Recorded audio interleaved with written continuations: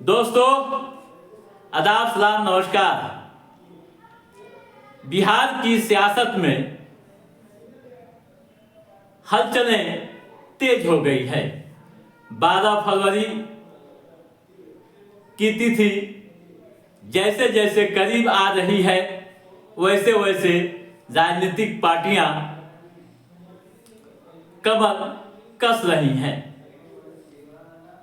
12 फरवरी का दिन बिहार के इतिहास के लिए कई मायनों में काफी दिलचस्प होगा। मुख्यमंत्री नीतीश कुमार की अग्नि परीक्षा होगी, या यूं कहें कि मुख्यमंत्री नीतीश कुमार को बहुमत साबित करना है। और इसको लेकर एक तरफ जहां जदयू, बीजेपी अपने विधायकों पर खास नजर रख रही है, तो वहीं राजद व कांग्रेस भी पूरी तरह से लगा हुआ है। आज यानी शनिवार को मुख्यमंत्री नीतीश कुमार के खास मंत्री श्रवण कुमार के आवास पर पॉलिटिकल भोज का आयोजन हुआ। मुख्यमंत्री भी कुछ समय के लिए वहां गए थे, फिर वे मुस्कुराते हुए अपने आवास की ओर चल दिए। जिस समय मुख्यमंत्री पहुंचे थे, उस समय 15-20 के करीब विधायक जदयू के वहां थे, लेकिन उनके जाने के कुछ ही समय बाद अधिकांश विधायक पहुंच गए, या यूं कहें कि सभी विधायक पहुंच गए, 2-3 को छोड़कर। वे संपर्क में नहीं आ सके, जिसको लेकर चर्चाएं तेज हो गई।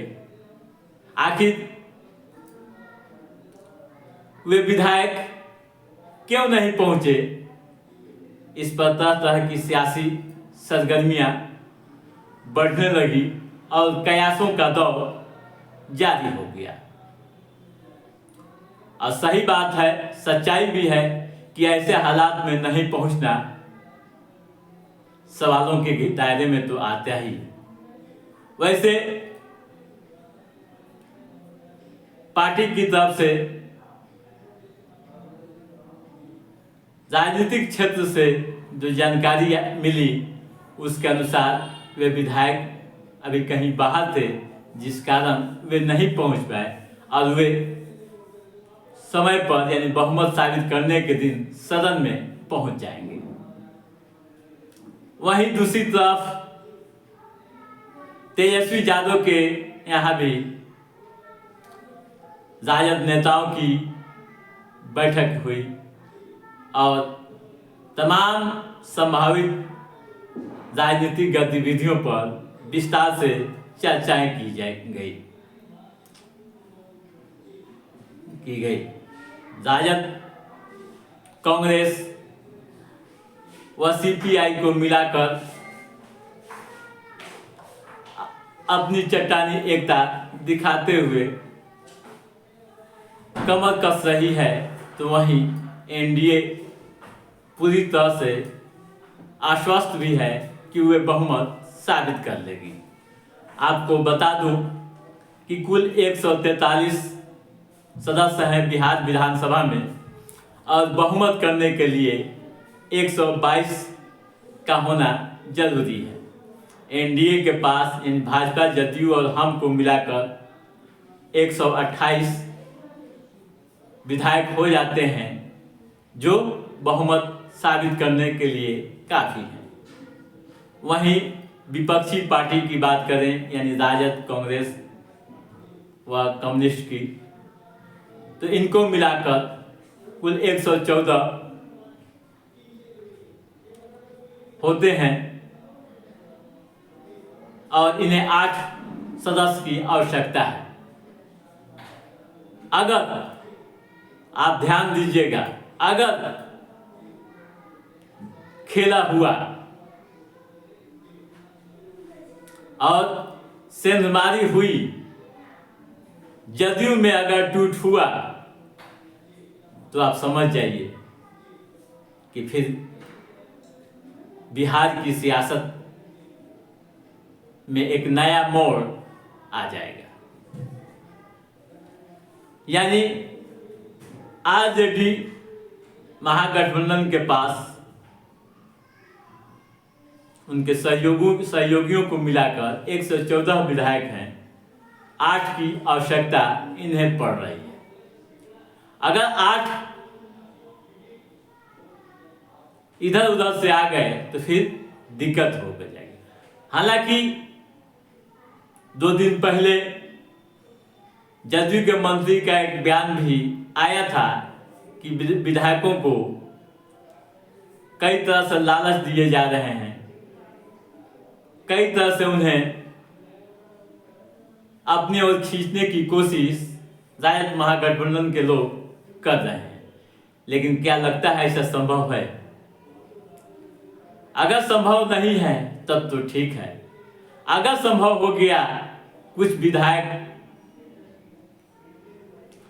इधर से उधर गए तो फिर क्या होगा आप समझ सकते हैं। आपको यह भी बता दूं कि फ्लोर टेस्ट होना है और विधानसभा अध्यक्ष जो रायत से संबंध रखते हैं,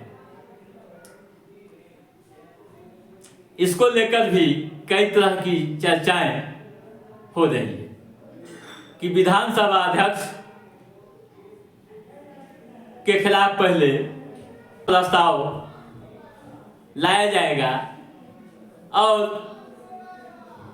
उन्हें हटाने के बाद ही मुख्यमंत्री नीतीश कुमार